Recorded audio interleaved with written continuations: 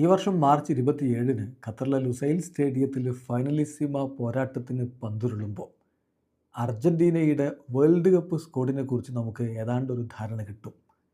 കാരണം വേൾഡ് കപ്പിന് തൊട്ട് മുമ്പുള്ള കോളപ്പല്ലേ. Lionel Scaloni world cup team എങ്ങനെയായിരിക്കും അതിൻ്റെ ഏതാണ്ടൊരു രൂപം നമുക്കതിലൂടെ നൽകും.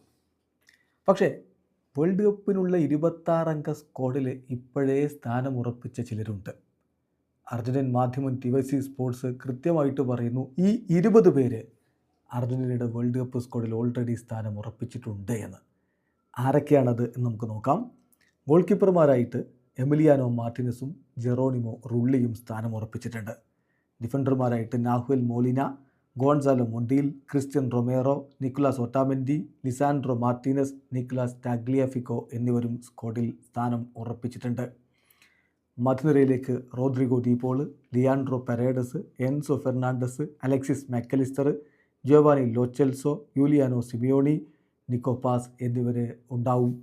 മുന്നേറ്റ നിരയിലോ ലയണൽ മെസ്സിയും ലൗട്രോ മാർട്ടിനസും ഹുലിയൻ ആൽവേരസും നിക്കോളാസ് ഗോൺസാലസും തിയാഗോ അൽമെയ്ഡയും സ്ഥാനം ഉറപ്പിച്ചവരുടെ കൂട്ടത്തിലാണ്. ഇനിയും മാസങ്ങളുണ്ട് വേൾഡ് കപ്പിന്. ശരിയാണ്, പല താരങ്ങൾക്കും പരിക്കിൻ്റെ പ്രശ്നങ്ങളും മറ്റുമൊക്കെ ഉണ്ടാവാൻ സാധ്യതയുണ്ട്. എന്നാൽ പൂർണ്ണ ആരോഗ്യവാന്മാരാണെങ്കിൽ അർജൻറ്റീനയുടെ വേൾഡ് കപ്പ് സ്ക്വാഡിൽ ഈ 20 പേരുണ്ടാകും എന്ന് തന്നെ ഉറപ്പിക്കാം.